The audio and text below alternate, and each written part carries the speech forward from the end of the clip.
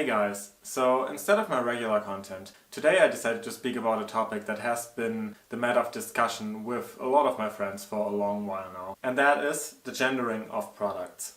Now I want to put out a disclaimer that if you like what gender-based marketing is doing nowadays, or if you're generally having a more conservative view on gender roles and are more favorable of them, then this might be not the content for you. You will probably not find as much entertainment value here, and you will also not really agree with any of the points I'm making. With that out of the way, we can go right into the actual video. I did somewhat go into research about this topic, and by that I mean not at all. Am I the most qualified person to talk about that? Absolutely not. Am I in any way prepared? Or any level of professional? No.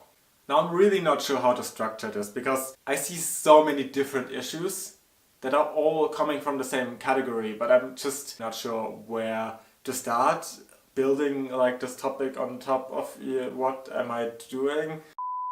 Many of my problems in gender-based marketing have to do with children actually. Let me give you one example. Colors. Now there's nothing wrong with girls liking pink or boys liking blue. However, I think there is something wrong when the first decision parents make for their own children is which color they should identify with. Colors do not have genders.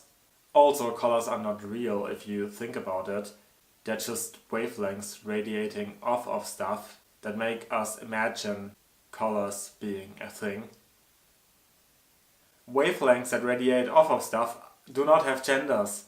Now if you look down the line, a lot of marketing ideas for children seem to be based around these two colors. So when you go into a toy store, you often find two variants of the same toy, one in blue and one in pink, which doesn't need to be a thing to my mind. I had a discussion the other day with some strangers from the internet about that. And when I brought up the point that the child should decide themselves which color they want their toys to be in, one of them said that the child wouldn't be old enough yet to know the meaning of colors. Which, first of all, colors do not have meaning. Do I need to quote myself here?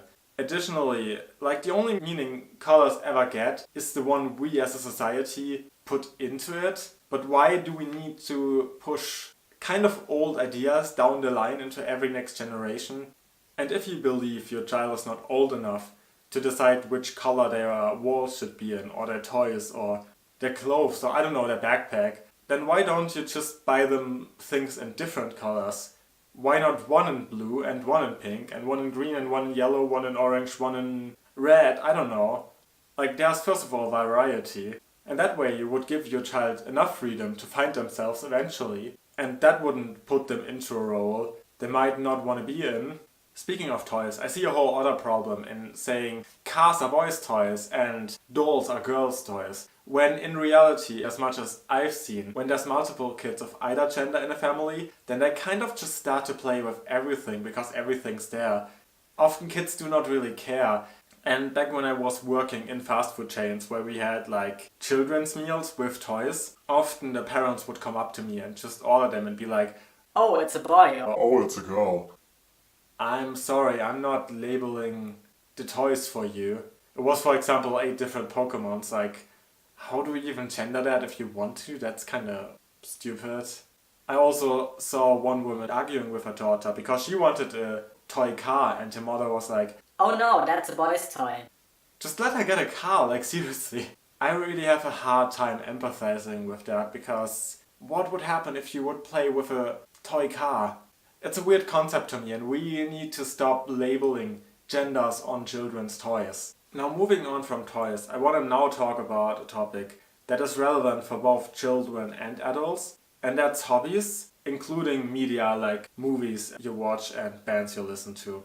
Now this is an area where I think that even nowadays there's so much influence coming from the ideas of gender roles, because so many hobbies are labeled to be for men or for women. Now, of course, that's nowhere near as extreme as it used to be. And things like, for example, cooking are becoming a lot more equally viewed upon at this point. Baking, a bit less so. But then, for example, it's a bit harder to find men that openly admit that they like knitting and sewing, because that's still looked at as a women's hobby. Whereas there's, for example, a lot of sport types that are still looked upon as hobbies for men. A good example of peer pressure in that matter comes in when you start talking about movies and series. Now let's say there's this group of 6 guys, and 5 of them say, "Oh, The Vampire Diaries is a women's TV series, and as a guy you shouldn't be watching that." do you think the 6th guy that actually enjoys watching it would admit doing so anymore? Because I don't think he necessarily would. And once he acts like he thinks the same as them, he might end up starting to think like them and not enjoy it anymore because of that. And the younger the people in the story are, the worse it actually gets, the more it influences them in their thinking. Like if they're children, for example. I get the point of labeling it because the demographic is those people watching it, but if you emphasize too much on it, then you kinda lead it into being even more true. When again, you as a producer could just have a bigger viewership potentially. Speaking about bands, there's this app in Germany where you can anonymously post something. And there was this one guy who said he did listen to a band that he publicly couldn't admit to as a guy. And that band was The Pretty Reckless, which to his mind is marketed at women. Now, first of all, I don't think The Pretty Reckless is marketed to women at all, really. And also, what the hell? Why do you have to put gender labels on bands? Like, that's absolutely unnecessary. Why can't you just listen to bands you like? I really just can't understand why people think like that. Now, bringing this whole topic into an area that you come across every other day, and that's supermarkets and drugstores. Starting off with shower gels and shampoos. I get the point of certain scents being liked by women and being liked by men, and being linked to either femininity or masculinity and things like that. I just personally believe that the labels of for men and for women don't really need to be on there. Now, our other problem at hand here is the fact that products of the same quality for different genders often have vastly different price points. I just don't think that's right, to be honest. Or, as far as I'm aware, razors in a lot of countries have extremely different prices when they kind of do the same thing and should be not costing differently. Also, currently, and that's one of the things that brought me up on this idea, skincare for men is becoming popular. Now, I personally don't really know why men couldn't be just using the products that are already existing. But then there's new brands bringing out products for men that are way more expensive than already existing products. And they're still being sold in masses because it says for men. That doesn't make any sense at all. So in Germany in university, at the beginning of each semester, there's these bags with random goodies in it. Like an energy drink and a chocolate bar, some coupons and some advertising. And they're often gendered in a very, very stupid way. For a long time, men did get condoms and women did get like hand creams. In one year, for example, women did get a text marker in pink and men just did not get one. And when I complained about that, somebody told me that men don't use text markers. What? Excuse me? Where does this knowledge come from? Because I don't really think that's necessarily true. I think it's just wrong.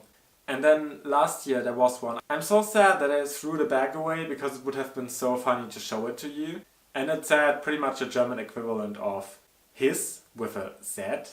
And then sex at uni instead of unisex. First of all, what's your problem with unisex? Secondly, that's the most dumb joke I've heard in a very long while. And it's hurting my brain a bit. Also, with a Z? That just looks... no.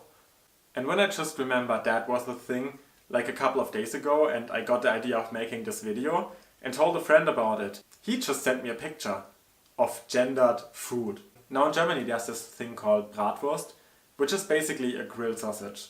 And this one supermarket chain brought out a version now for men and a version for women. I'm sorry, what? And the women's one is made with sea salt and Mediterranean spices, and the men's one is made with grilled onions and cheese. Now I don't really understand which stereotypes this fulfills, but it just seems very random. And sadly enough, this is not even a new thing. Like, even years ago I was aware of gendered cereals, and the differences between cereal for men and cereal for women were only putting a label on it and didn't really make any sense. And that's the point where I really want to end this, because I can't deal with diving even deeper into it. To me personally, it seemed like in the last couple of years it just got more and more actually, and I'm not here for that. As said, if you are somebody who identifies with these products and think it's a great thing, no offense to you at all. This is just all my personal opinion. So if you enjoyed this more commentary-like content that I now made, let me know in the comments, because I'm not sure how much of a regular thing this is gonna be, but it might be one of the formats I'm pushing forward to come out. Maybe on a monthly basis. I have a few topics to talk about actually. I would love if you leave a like, or if you even subscribe and stay on my channel. I do a lot of different videos on very different things, so even if this is not your content, you might find something else that you enjoy. And also, have I mentioned that I hate ending videos? Like, this is weird.